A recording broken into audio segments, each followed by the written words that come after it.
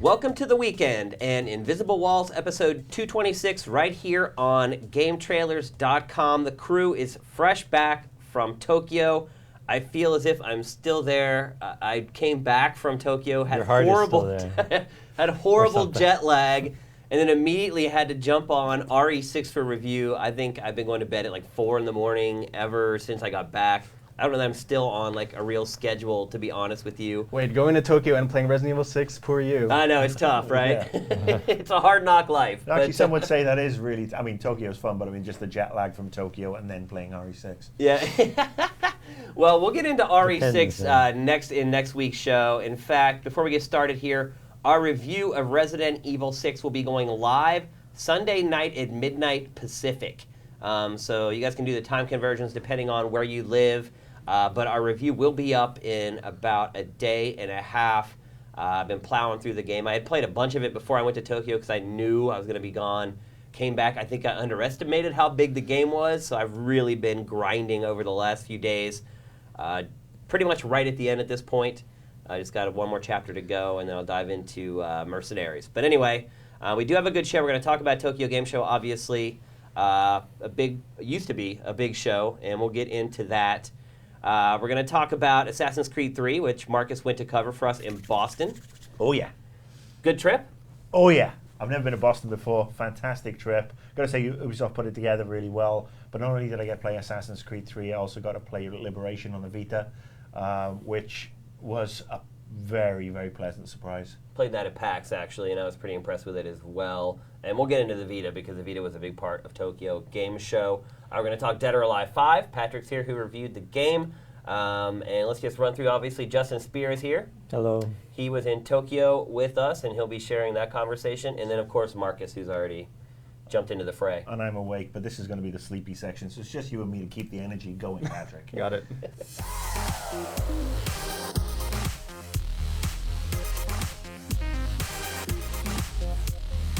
All right, so first we're going to talk about Tokyo Game Show. First, a little anecdote. This week I had to dig up some old paperwork for something I can't really mention. I was digging through a bunch of old files, and I came across our production packet for Tokyo Game Show 2006. So out of curiosity, I opened it up. It had our shoot schedule in there. 4 days of shooting, Thursday through Sunday. So 4 crews, all day, booked solid. All 4 days. There were probably 70 appointments in there. So we had GTTV there. At that point GTTV too, was right? one crew, Yeah. Yep. And we did some fun stuff in Akihabara and a couple other things like that. But for the most part, we were at the show for 4 days, booked solid all 4 days, shooting from beginning to end. This year, we had, 10 appointments going into the show? Total? 10. We had 2 crews for 2 days. And honestly, by the end of the first day, we were kind of scrambling, trying to figure out what the hell are we going to shoot. Tokyo Game Show's fall from grace has been extreme and significant. Looking back at the show, what are the big stories? There's the new, slimmer PlayStation 3, which you guys talked about on the show last week. We talked about it for 9 seconds and agreed that nobody was going to Well, I get mean, it. what is there really to talk about? I think It's most people slimmer and yet more expensive or the same price. And Well, instead of getting the price drop, they've increased the hard drive size. So you're still kind of getting more for your money. But I think most people would have preferred probably to just have the same size hard drive and get a price drop for the system in general. I think, would most people agree with that? Especially if, we're expecting Sony to announce PS4 next year. Do we need half a terabyte of storage on a console? I mean...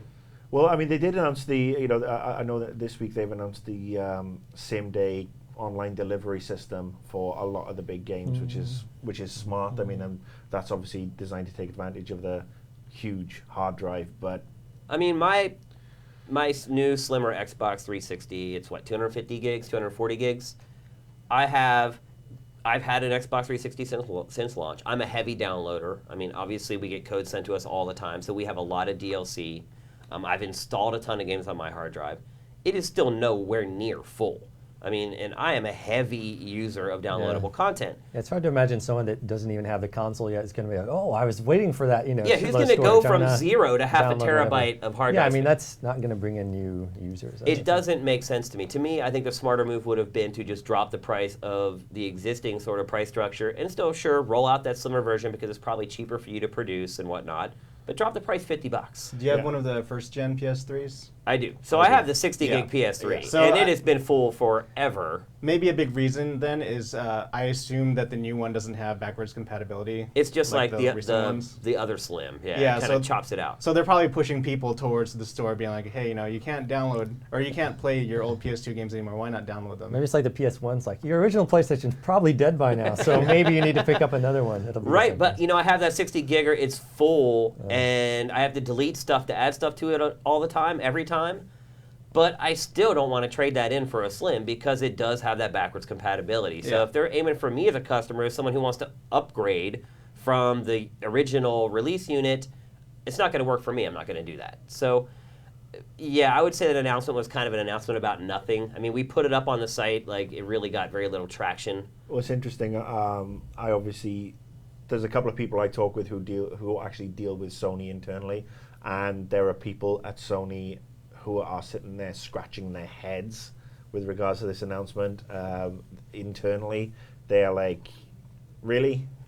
Is this all we got? I mean, there are people all in the finance division as well who are not very happy about this because it's basically throwing away more money.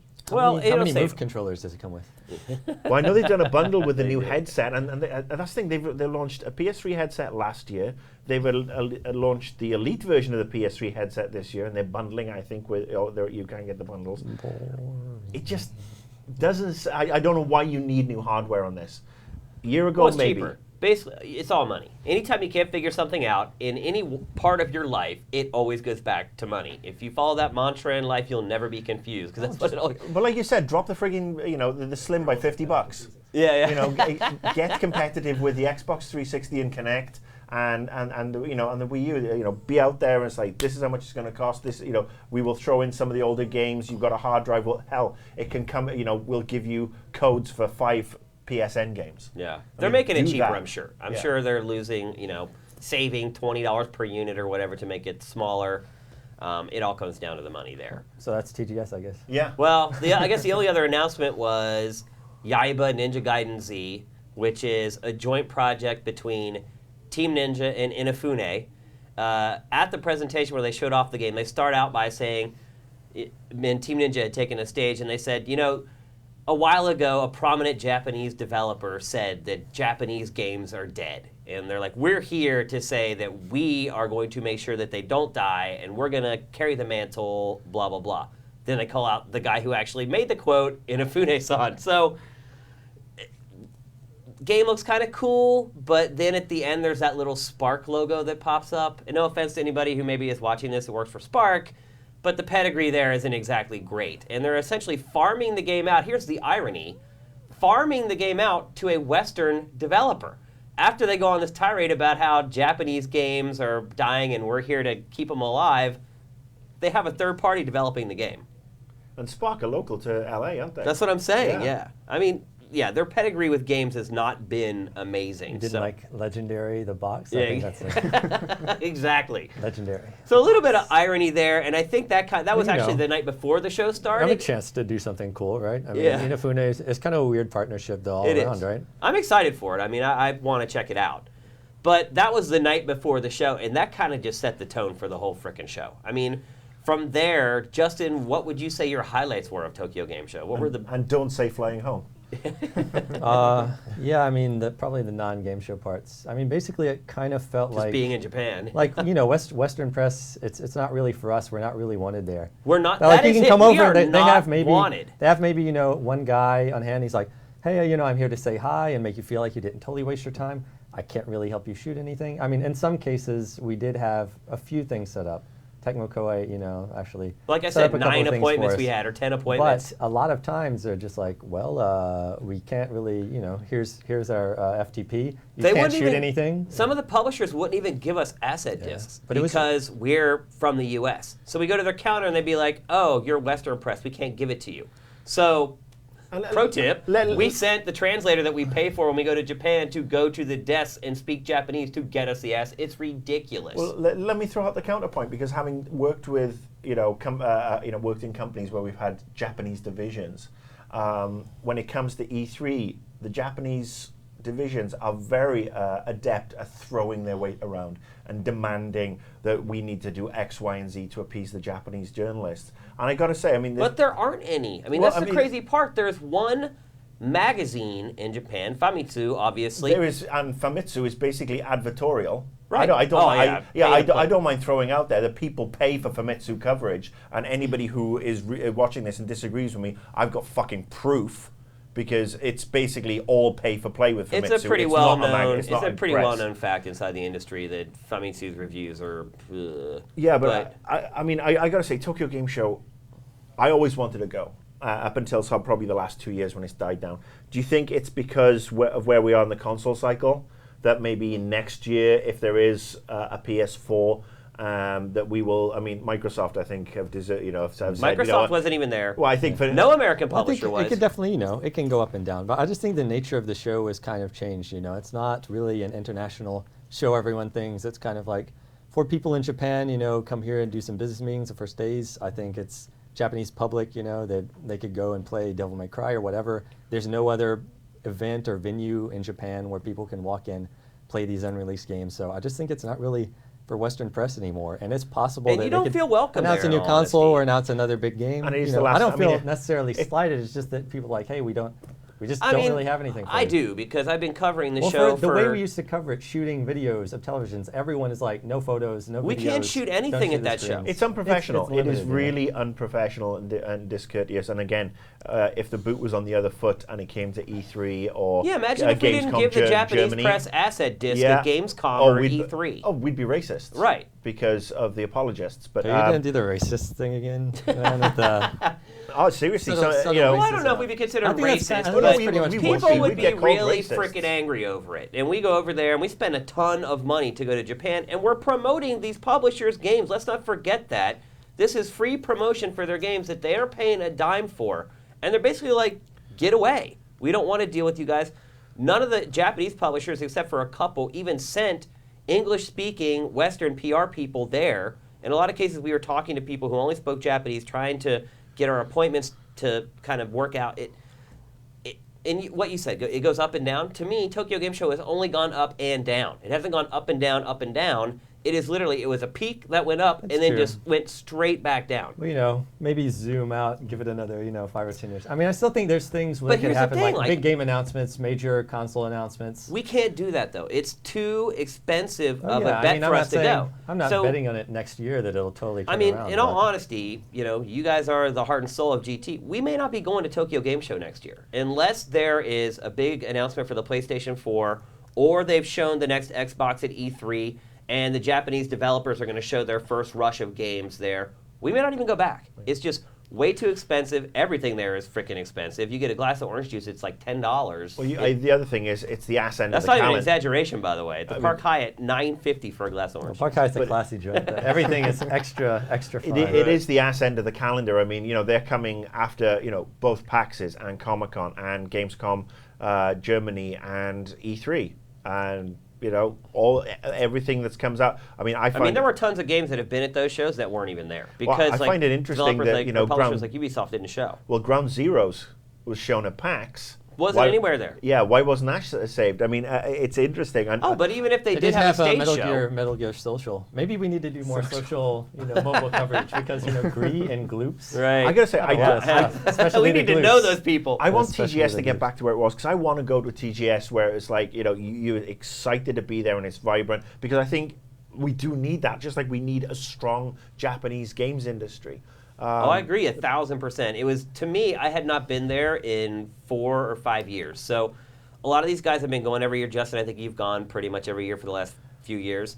It's been gradual to you. To me, going 4 or 5 years ago and then going this year, it was shocking. And, to hear that speech from Team Ninja the night before and then to go to the show the next day and see where the Japanese game market is, it was very, very discouraging. And in all honesty, a little disconcerting. It's like dating the cheerleader and then going back and finding out 5 years later she's a crackle. Kind of. Now, I guess the only other big story is probably the platform that was supported the most at Tokyo Game Show was the Vita. Obviously, coming out of E3, a lot of people were complaining where are the games. There were a lot of Vita games at Tokyo Game Show. We don't know if they're all going to make it over here, and chances are a lot of them won't. But I did get to play PSO2, which I was really excited about. Hopefully that makes it over. I think it was confirmed finally that it is coming to the States, at least on the PC. Oh. Okay. I played the Vita version of that. And then the Vita game I liked the most was Soul Sacrifice, which is kind of like PSO anyway, but a little more crazy and fun, a little more... That's the one Inafune is working on, right? Yeah. And they had tons and tons of kiosks there to play that. 4-player cooperative, a lot like PSO, but more spells and things like that, less shooting. But shoot the spells. which you kind of do. You know, it's a cool-looking action game. Yeah, I really liked it. But otherwise, like walking out of there was really not a lot of games that made a big impression on me. War is upon us. We are experiencing heavy casualties. Hey everyone, I wasn't able to make it onto this week's show, but I was able to hang out with Jake Solomon here from Firaxis Games, and he's working on the new XCOM. And what's the subtitle on that? Enemy Unknown. Ooh, that's like a combination of the European title That's and the right, the US title. mashup, yes. I yes. see you're going for that universal appeal. That's right. It's a worldwide game with worldwide appeal, we hope, I guess. So yes, the mashed up title. And we took some questions on the Twitter at Invisible Walls. And hey Jake, what's your Twitter handle? My Twitter handle is Solomon Jake. So what you just did there. flip. Yeah, you like that? Huh? Steve. So we got some questions from you guys. This one is from Stephen East, who is at Stephen East. He says, right. Will XCOM have the in-depth researching and base building of the previous game? And is it a linear story-driven game, or is it fairly open? That's kind of a two-parter there, I guess. Stephen East, to answer your question in two parts, yes, the depth is very important. First, I should answer the second part, so we're going to answer the second part of the question first. Like your Twitter handle. Right, exactly. I like that. That's how I do things. So it is not a linear game. XCOM is not a linear game. That's what goes to the heart of it, is that the game is meant to be played multiple times. We want people to play it over and over. We don't want them to lose, but if they lose, we expect players to play it multiple times. And so it's very open-ended. And every time you play, what missions come up, when, where, what aliens you encounter, different missions that come up, it's different every single time. It is absolutely not linear. I mean, there is some sort of big story, but the missions you go on and how you progress through that story, very different every time you play. And then to the depth of researching base building, absolutely. That, again, is a core feature of the game. So you spend most of your time in combat, but that extra element where you go back to headquarters and then you research the alien artifacts, which develops new weapons and troops for your soldiers, building out your base, customizing your base. We've actually added a lot to those elements. So now in base building, you have to excavate, and you get bonuses for building certain facilities next to each other. So we've added a lot of new things. I saw the steam vents, too. Yeah, and that's a new thing, yeah. So yeah, we've added a lot of little design elements. We tried to make that a little more interesting. So yeah, we've added a lot to those elements as well. Oh, the next question from Nerios, who is at Paladriver, kind of feeds off that last question. Okay. And he was wondering, will XCOM have a New Game Plus feature where you can maybe bring in your beefed up soldiers and some of the alien technology you researched for round 2? That is a good question, and I will say that is a good question. That's interesting. Yes, that's a non-committal answer. I wonder what that could mean. Right. Why doesn't he just say no? I think that's very interesting. It's something that currently not right at release, but I think that's a very good question. And we have one, the demo is recently released on Steam, I believe. Yes. Yep. So people can go check it out. Yeah. And this one is from Sean Penny, who is Penny at Pennyback, and he is curious, why does everyone in the tutorial squad have a U.S. accent when they are from different countries? Ah, yes, Mr. Pennyback or Mrs. Pennyback, I don't know. That's a very good question.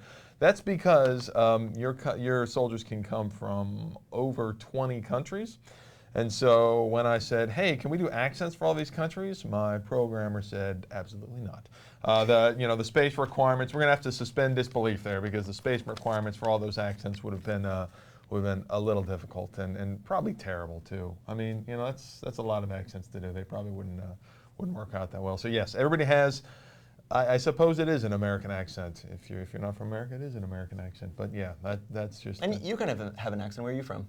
I'm a Midwest guy. Now I'm from Baltimore now, so maybe I have like a Baltimore mix. I grew up in Kansas City, so that makes for a pretty strange mix there. But yeah, Kansas City mixed with Baltimore, Midwest and East, I suppose. And I'm going to ask you a question on I am Other White Tofu on Twitter. Come follow me. That's what I like. Sorry. Anyway, we were messing around with the multiplayer, which I still think is kind of more of a, even with you had a multiplayer event a couple of weeks ago, maybe not the most widely publicized part of the game, but That's true. very, very cool. That's true. With a kind of a point system, so the playing fields are even in the sense of you guys have measured these resources and assigned them points. And what I thought was really interesting is when you pick the aliens to be on your squad, there is 0 customization. Correct me if I'm wrong. Right. You can customize their name, but that's about it. Yeah. While the soldiers, you can tweak all their weapons, their abilities. Yeah. And I set up. We played not an unlimited point game. We paid. Is it 20,000? I think is the high end one. Yeah. And I tweaked all these soldiers. Right. And gave them all this stuff. And then I'm definitely a neophyte at this point compared to Miguel, who was at the event. Oh yeah. And he rolled with, I believe, 4 cyber discs.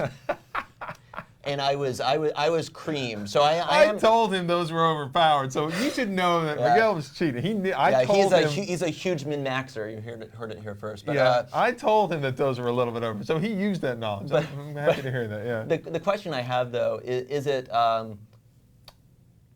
With the customization versus the aliens, do you kind of see like maybe more pro players are going to really customize the soldiers and get an advantage, while maybe beginners are just going to maybe they'll choose the guy with the rocket launcher because they like the rocket launcher, but then maybe kind of just roll with the aliens. And that's but do you see the high end game being more with the human players than the aliens? That's a very good point, is because that's sort of the way that it's gone internally, is that your aliens are sort of like a broad stroke, as you say, and then once you really start to understand the systems, people start to get into the soldiers, and soldiers are by far the most flexible. So when you have points left over, your soldiers, you can tweak very smaller and smaller point values on them. So yeah, it's the sort of thing where that's going to be the hardest part to balance. I mean, the good news is that the way we balance that game is that it's done dynamically, not through patches. And so like multiplayer, we balance by just changing numbers on the server. And so we'll be changing those numbers, and the Cyberdisk is going to get changed before the game comes out, because he knew that. That's funny that he did that. Miguel. Yeah, you shouldn't feel bad about losing to him. He kind of cheated. I love him though. But so we're going to tweak those numbers all the time right after the game comes out. But you're right, like soldiers are going to be where that really fine control is. And speaking of the game coming out, it's coming out, what, October 9th? October 9th in North America on PS3, 360, and PC, and then October 12th around the world. And on the week of October 8th, we're making it our Game of the Week on our Facebook page with lots of promotions, lots of giveaways. You can probably interact more with these dudes. And Daniel Kaiser with his luscious hair may send you some really cool T-shirts, maybe some free games. And maybe a lock of Daniel Kaiser's hair.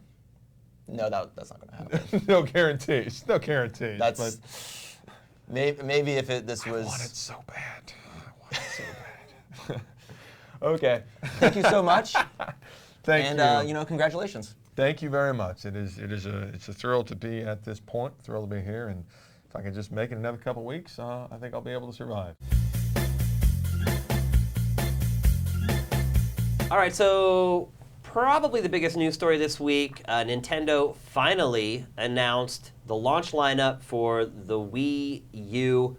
23 games. I think I guessed it was going to be 21 or 22 when we talked about it a few weeks ago. I had 22 3/4. So I think we were pretty close on that. Any big surprises here? I'll run down kind of the big games real quickly.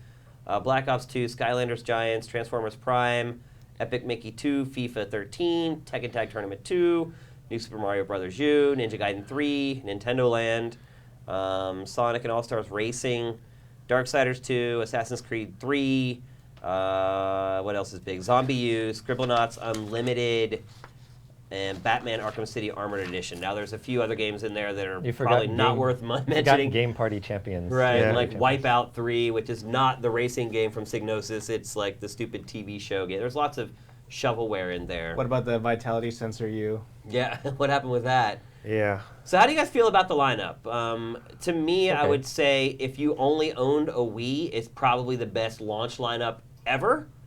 I think if you have owned something other than a Wii for the last 6 years, which is probably 99% of the people watching this show, maybe a little disappointing. I mean, how many of those cross-platform games are going to already be out by the time the Wii launches? Well, I think Assassin's Creed 3 will have been out for like a week. Yeah. Black Ops, pretty much day and date. FIFA came out this week. Tekken Tag is already out. Ninja Gaiden, obviously, a enhanced version of the original, which has been out for quite a while. Nintendo Land isn't out yet. Nintendo Land new, Zombieland. I mean, there's a lot of new games. I gotta say, and everybody knows how much I love Nintendo, but I gotta say, this is for a new console that, you know, again, you're looking perhaps at an audience who will go out and buy this for the first time, some early adopters, whatever.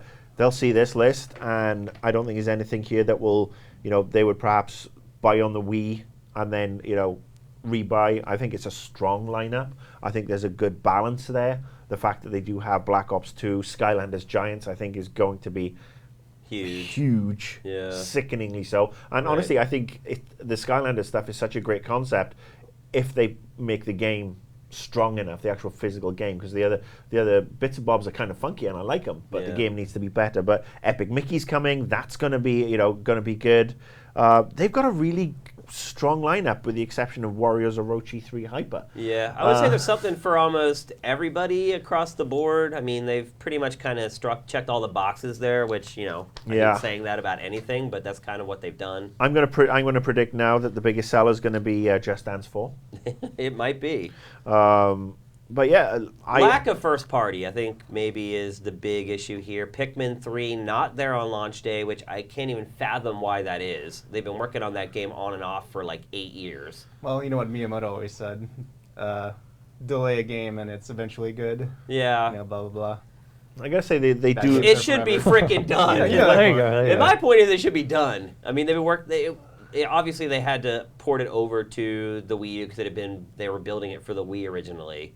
But you know, knowing that they needed some games at launch, it seems to me it should have been finished in time. For me, the only game that I was looking forward to on the Wii U isn't even on there. Which one? Bayonetta 2. Yeah. Well, I don't think you're going to see that till Yeah. mid to late next year. Yeah, but- it's obviously not going to be a launch title, but I thought that was a huge bit of news for TGS. You were waiting for Lego City, admit it. Yeah, maybe a little. Actually, I think a lot of people are kind of looking forward to that game. Not there on launch day as well. That would have that to me would have made a lot of sense to have that one as a Christmas push because it looks kind of cool. I think they owe a big debt of gratitude to Ubisoft because those guys. Ubi came through for them Yeah, big time. definitely. And they did that at the launch of the Wii as well, even though some of Ubi's games didn't end up being that great. They did have a lot of support from them out of the gate with the Wii. Well, I think the two that stand out are Zombie U and Assassin's Creed 3, obviously. Yeah, those are huge games. But Just Dance will do well. Rabbids Land, it is what it is. I mean, It'll sell, though. It would have been nice to see a full-on Rayman game at launch, but... I guess the other rub here is that like it's kind of irrelevant because they've already sold out all their pre-order units. You can't pre-order, and I told you guys on the show if you wanted it, you should go get it if you're sitting on the fence. And now it's too late. GameStop taking pre-orders now for units to come in after launch. So there's like they're creating like a waiting list or whatever. So it looks like if you want to get one, you may not be getting it until after launch at this point if you haven't already pre-ordered. But at the same time, I feel like probably a lot of the people who got the pre-orders are Nintendo fans, and probably a lot of those people may have only had a Wii for this whole time. May God bless their souls, because that had to be rough. But so I think for that crowd, the Nintendo fans who maybe went all in on the Wii and didn't get the other consoles, they're probably going to be happy. Maybe by the time the other folks start buying the console next year, other games will start rolling out that are originals. But I mean, if I'm they sure they have a few good ones before the console dies. You know, Oh, so sure, of it's course. a safe, Yeah, you know, yeah. something like that. You know, launch lineup. This is a good one, but yeah. you know, I mean, I think even if you're like, I want to play Pikmin 3, I want to play a new Zelda or whatever. There's no harm in buying a console. There will be good games for it. This is a totally decent launch lineup. Yep. You know, got some blops if you like blops. It's true, which is a big game. Still can't understand why they waited so long to announce that game. It's insane. The biggest game in the industry, and you wait till 6 weeks before your console comes out to let people know that it's going to be there on launch day. What, Crazy. Sing Party? Yeah, you're right. No, I got no quibbles with it. I think it's strong enough. I think it'll tide a lot of people over. For me, it does lack that killer. Well, they do have probably what must-have. will be two of the best-selling games in Q4. They're pretty much day and date, which is AC3 and Black Ops 2. So But Those I mean, are two games that a lot of people that if that console didn't have it might not buy it because of that. and I'll be very interested to see how Black Ops 2 does work with the, the Wii Pad, or Well, they've shown demos of it already. not to me. Right, but they put out videos of it. Essentially, you don't can look at play local multiplayer. One person plays on the gamepad, the other person plays on the TV, which is kind of cool. But But anyway, I think we can all say pretty good launch lineup, not stellar. Hello, name's Amanda. You must be the captain. All right, so last week, we finally sent Marcus out into the field to cover an event for us. I have to admit, I was completely and utterly petrified that I'd be getting calls from Ubisoft PR while I was in Japan saying Marcus lost his shit in Boston. I beat somebody up because of Revelations. No, look, I got to say, went last week, a really excellent event. I mean, it was Assassin's Creed 3, got to play the multiplayer, the single player, and Liberation. Which is the Vita game. The Vita game, yes. And you Called know, Lady Liberty in Japan, by the way. yes, indeed. And you know, let's start there. Liberation. It's a proper Assassin's Creed game, It is, and I yeah. cannot say anything higher than that. I mean, the engine looks, was it Anvil 2.0? Yeah. Is really good. It the scales really story well to is the great. Vita, Yes, yeah. obviously set in New Orleans, and there's actually an interview Orleans. up with the scriptwriter, and you know she was very cool and talked about you know the various aspects of just creating those characters. Female protagonist. Aveline, she fits so well. You know she fits into that universe, and I just play it. And my biggest problem with Vita games normally, or any of the handhelds, is I feel like I'm playing the run to the litter. Yeah. And on this one, no. I mean, it takes there are certain things where you have. You know, you've got a message and you have to open it up, and you know you have to use the back thing, and then you have to hold up to the light so that the camera recognizes it and you can see through paper. So that's but I not mean, just stupid. the running, the jumping, the stalking, just being into crowds.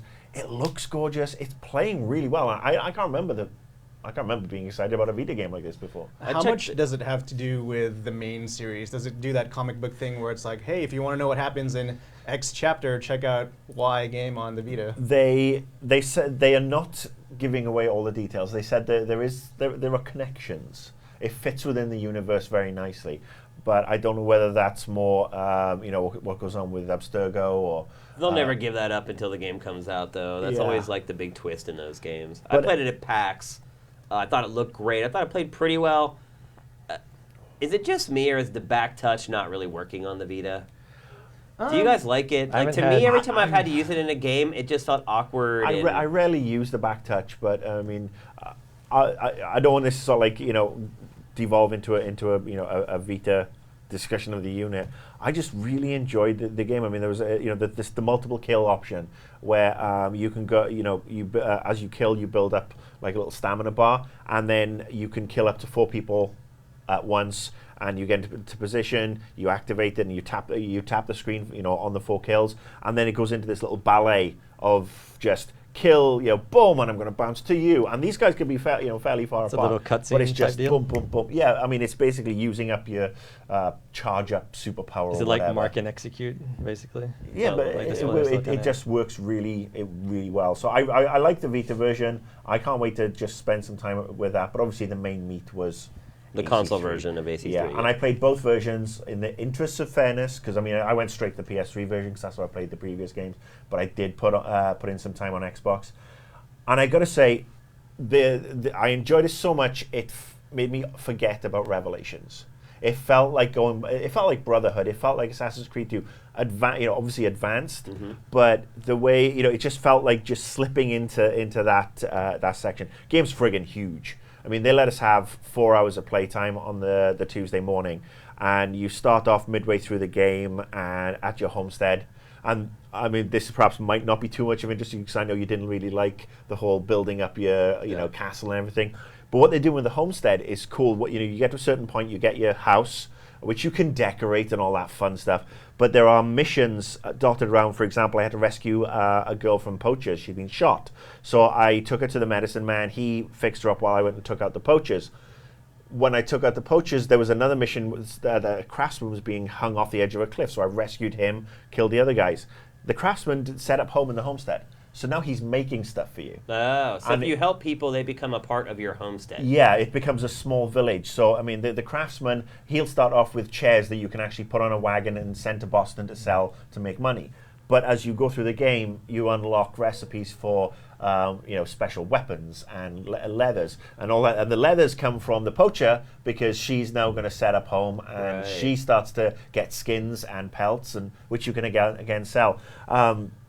And I think that's really cool, and it just builds. A little metagame builds up the universe. Yeah, and I think the impression I've got that there is going to be, it's smart to build up your homestead, because something towards the end of that game, I've just got this impression that you're going to need some backup. Yeah, some big backup. But again, just the free running through the forest, jumping up through the trees, the climbing, it just flows really nicely. And then when you get into Boston, I mean, I had to go through 3 different maps or 3 different sections just to get to the outskirts of Boston.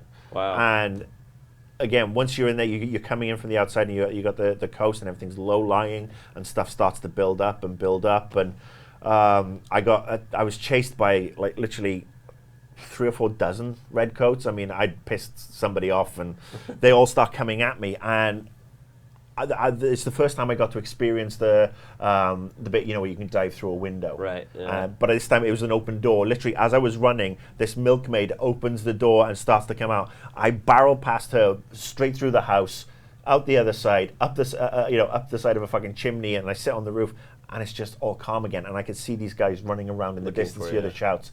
But it's just, Can the redcoats parkour after you? Do they have? Yes, the skills? it's actually some of the redcoats. The redcoats do climb. They do attack. They do seem very smart. I mean, that was one of the other issues I had with Revelations, that the AI was a bit. Do they dumb as stand a around brush. and watch all their comrades get slaughtered? No, That's one of my big issues with that franchise. A little bit. From the No, interestingly enough, and I played around where there'd be half a dozen redcoats walking towards me, and I'd be walking towards them, and I'd sort of like push through. If I killed somebody at the front, they would obviously all pile on me. But if I waited to get through to the back, circle around and took them out. Start taking them out from yeah, behind. I could take 2 out before the rest noticing what was going on. Whereas as soon as I pull my blade, otherwise. So, yeah, that was smart as a whip as well.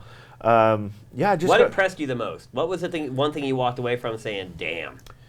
I gotta say the engine. Yeah, I gotta say it is impressive. Yeah, when you do the synchronization, you're sitting on top and you see what's going on all around. I mean, it feels as big a leap forward as the first Assassin's Creed 2 did. The naval battles I thought I'd hate, but are actually kind of amusing. Yeah, but they were cool. They're not 100% necessary as well. I made sure I asked Alex Hutchinson about that. That guy's insane, by the way. Yeah. But yeah, that was really fun as well. I don't know how old this version was, because obviously the game is coming out in 3 weeks, so I'm guessing they're already in production. I would say that I didn't see any jags. I did have 1 crash. I did manage to break it once. Yeah, that always happens in events. Unintentionally. But they said we were the first people to play it, and I'm glad I did. It's certainly saved my it got my anticipation level up a hell of a lot more. So we've been hyping the hell out of this game on GT ever since I saw it for the first time a long time ago. Have we been warranted in giving this game the attention we have? Yeah, it's a return to form. It is such a return to form for the franchise. They had other things for us to do. Obviously, go off play the Vita game, and then there was some other like tours of Boston to really get you in the mood, which was kind of clever. But I just wanted to sit and play that game. And then I got a little bit of multiplayer in. Not my biggest thing, but we've got a It is what it is, right? Yeah, we've got a multiplayer interview up. Wolfpack mode is 4-player co-op. Yep. Which is actually cool, and they were at great pains to say this is not fucking horde mode. They hate horde mode. Yeah, everybody hates calling anything horde mode, but ultimately it's a very again, I'd watch the interviews descriptor. actually, because I mean the interview. I mean they do talk about taking a lot of lessons on board from people, other people just shoveling multiplayer in. But yeah, 3 weeks, can't wait. I really can't wait. And this is strange for me to be this hyped for a game after playing it. Here we go! The moment you've been waiting for! Get ready for the Dead or Alive 5 quarterfinals! So earlier we talked about Team Ninja. Now, at the event where they announced Yaiba Ninja Gaiden Z, it was also kind of a launch party for Japan for Dead or Alive 5. Patrick, you reviewed the game for us. Didn't give it a great score. Not a bad score, but not great. Definitely not as high as Tekken Tag Tournament 2. What would you say were your biggest qualms with the game? Well, first, it's been a while, hasn't it? It has. Been a while since Dead or Alive 4, and they had that was released what on launch game for the Xbox. 360. Yeah, 360. They did come out with that 3DS game, Dimensions, but this is the first kind of true installment in a long while. And primarily, the reason why I didn't give it as high a score as maybe you might expect is because it is a true sequel, but at the same time, it kind of sticks to really familiar territory. I think they played a little too safe with just how they've executed the modes, the basic fighting mechanics. It does feel very similar to old installments with only 2 new mechanical hooks to it. So I think it's a little disappointing there because usually, when you haven't come out with a game in a while. It's been, 6 or 7 years? Yeah, like that's a perfect chance to kind of reevaluate where that series is headed and, They have plenty of try to time, come up that's with for something sure. new. Yeah. So here I think if you come into it as a longtime fan, it's going to be kind of cool to see your favorite characters in action again, but at the same time, I think it's also disappointing because they don't really take much of an opportunity with that kind of reemergence. No, it seemed like before the game came out, the big story with the game was stage breaks and stage interaction. Yeah. They put out a bunch of trailers showing you being able to go to different parts of the level or being able to interact with the level to perform they've been attacks. doing that for a while in Dead or Alive. I don't think it's to the extreme that we've seen. Like in the launch game, like there was that one stage with the bridge where you could kind of do it, but not all the stages had it. Or you could, like, the one with the cage where you could knock them back and they get electrocuted. Right. Simple stuff like that. But they've really taken those ideas and kind of expanded on them. Did it work, though? Yeah, so they've historically had those kind of stage interactions before. They're called danger zones. The difference in 5 is that you can kind of take it a step further with a new mechanic called the power blow. And what it is that once per round, you're able to charge up an attack and knock your enemy into a part of the environment. And it kind of cuts into this little quick time event where you can choose, do I want to aim the guy over here to the electric fence, over here to the explosive tank? So you get to make kind of those little snap judgments. A little gimmicky, maybe. It's a little gimmicky, and truth be told, Justin and I have been playing it for a lot, and there would be rarely a time when we'd be able to do it. You can set up into it through a combo, but those opportunities don't come that often as well. You don't have a lot of time to aim it. No. They really tweaked it from the demo, but I mean, it's kind of a cool mechanic. It's kind of cool to have it there. Do you think that's the kind of thing that keeps Dead or Alive 5 from becoming a popular tournament fighter like you'd see at EVO? A gimmick like that oftentimes can be like the deal breaker. I think they need something like that, They do need it. I mean, any fighting game needs that community. And do you think Dead or Alive 5 is kind of worthy of being a fighting game like that? I think the main reason why Dead or Alive hasn't taken hold in the fighting game community as maybe like Street Fighter is because I think for the longest time it's been perceived as kind of like a casual fighter. It's a bit of a button masher. Kind of is. Yeah, and truth be told, it is. Yeah. There's a lot of guessing in it. Games. It's cool, though. Yeah. You can turn danger zones off. Actually, I would say that's you can disable that stuff if you want to and just play it straight up. Would you recommend that? Systems. I wouldn't really recommend it. No? I think it's part of the fun of the series. And you know what? Going back to me calling it a casual fighter, at the same time, that's why I like it. I'm not a huge 3D fighter. I might play the occasional match of Soul Calibur, but the one reason why I did like Dead or Alive was because as a 2D fighting game player, it felt the closest to me like a 2D, 3D fighter, if that makes sense. No, it totally makes sense. Because it's fast-paced. A lot of it has to do with combo strings rather than trying to figure out which limb is better for attacking. Right.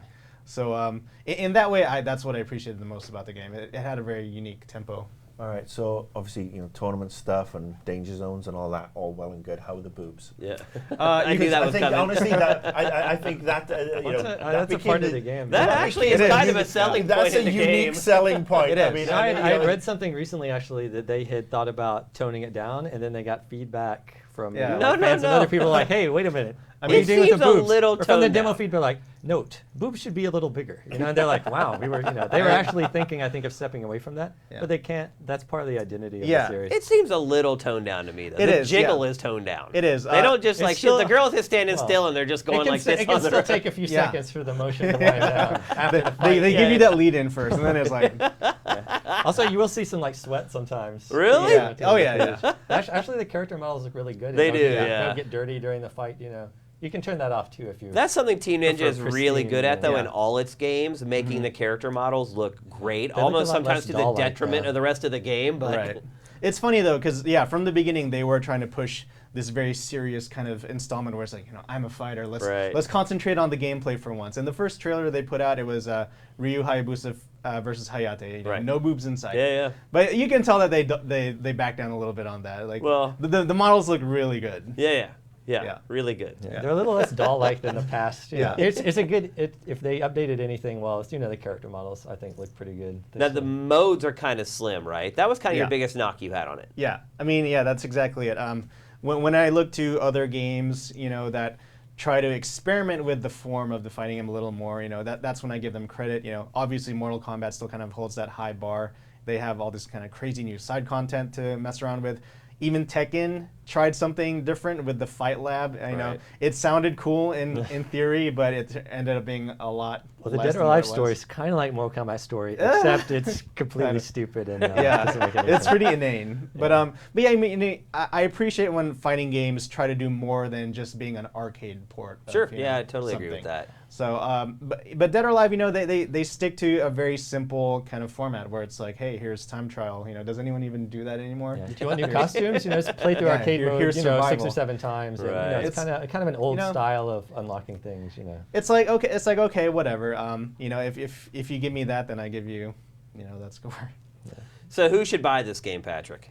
I think anyone that's been starving for a new Dead or Alive game, won't be disappointed. Because the spirit of the game is still there, right? Yeah. Yeah, it's still fun, and matches are really quick. You can sit down. If you've got a pal and you're vaguely into fighting games, you can just sit down and bust out like 10 matches in the space of like 20 or 30 minutes. How is online play?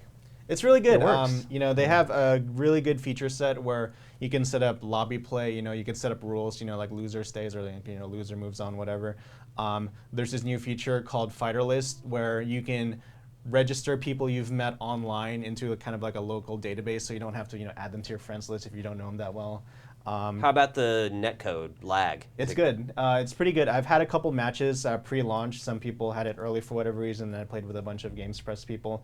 It holds up pretty well, which is nice for a 3D fighter. Obviously, you need to mind all those frames and whatnot. But yeah, I think with regards to online, people won't be disappointed. I think they definitely concentrated a big part of their efforts there.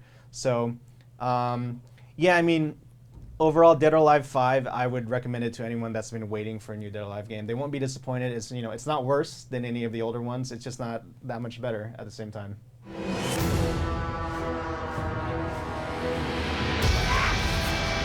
All right, we're going to wrap up the show by talking briefly about Torchlight 2. Marcus is the only person here who's played it. Because I am too awesome. We actually had a freelancer handle this review for us here on GT. I haven't seen anyone playing it even here to capture footage yet. We had our intern on it a little bit. Yeah. He seemed to like it. Well, that's good. But what do you think of it, Marcus? I like this. I like Torchlight a lot, and I was so impressed with the coverage on the reviews I was seeing. I actually plunked down $20 of my own money.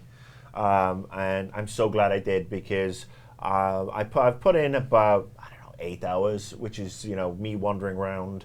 Got to like level 27. Leveling up is a joy. The pets are fun.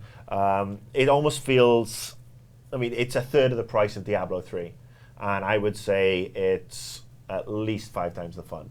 And I liked Diablo 3 at first, but it got so repetitive.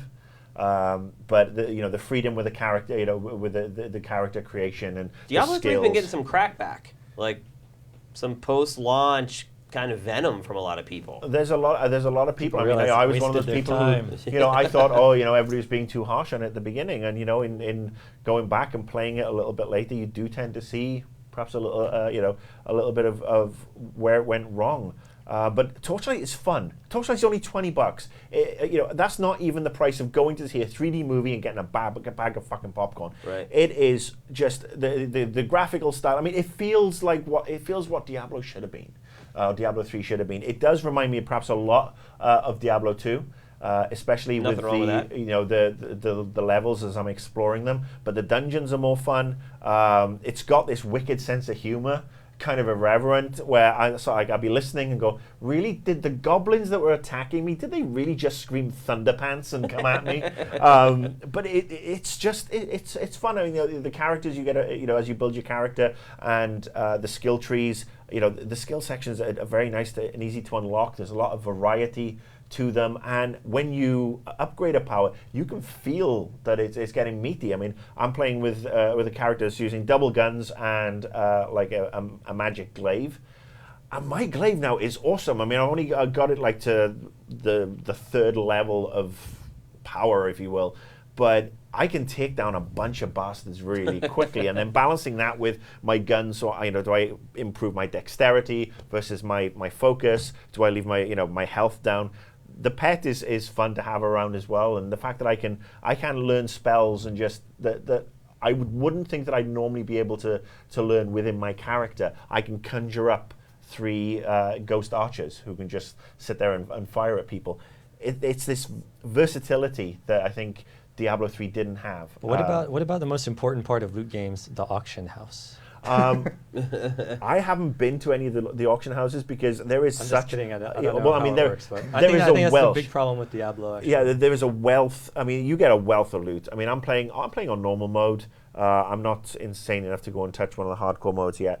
But the amount of money you generate, the amount of stuff you pick up, and then sending your pet back to sell stuff. I mean, I am perfectly happy tootling through with some of my, with all the armor I've found. I haven't felt the need to buy anything other than you a couple don't need of to buy potions. good loot so you can get better loot in the future. No, it's fine. I mean, the socketing system works well. I mean, it's definitely an homage to Diablo 2. But I think it's way more fun than Diablo 3. And like I said, for $20, I would really recommend it. And it is a big step up from Torchlight 1, which was good. Co-op also, right? It has co-op. It has LAN as well, which is always fun. Yeah, but I got it on Steam. I've been playing it. I'm happy to have spent my own $20 on it. Thumbs up. And our review should be up soon.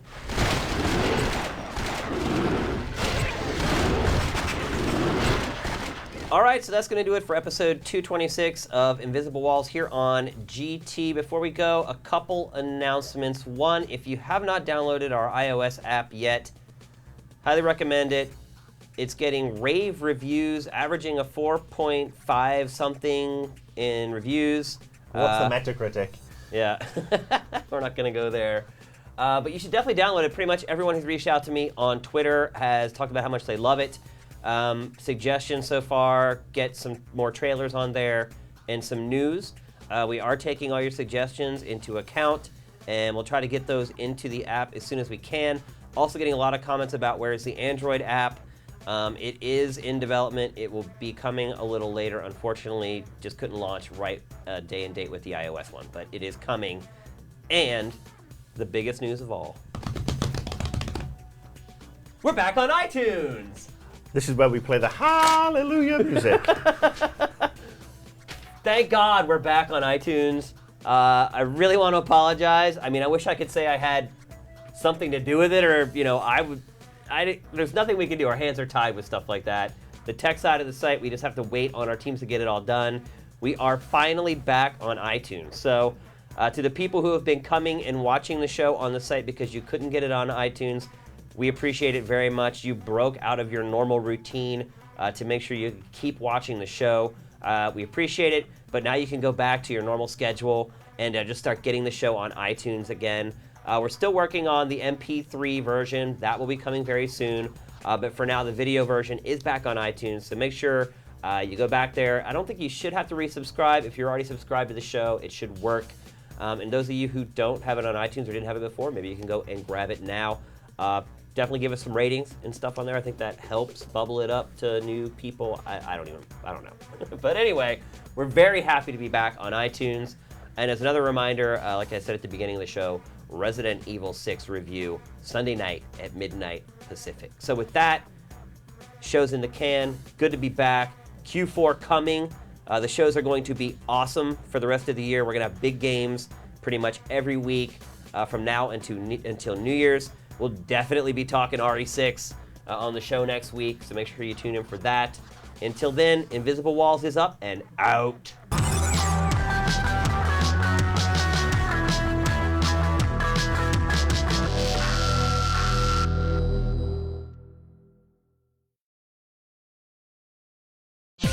See this and other GT shows and game reviews on the GT Originals iOS app, available now on the App Store.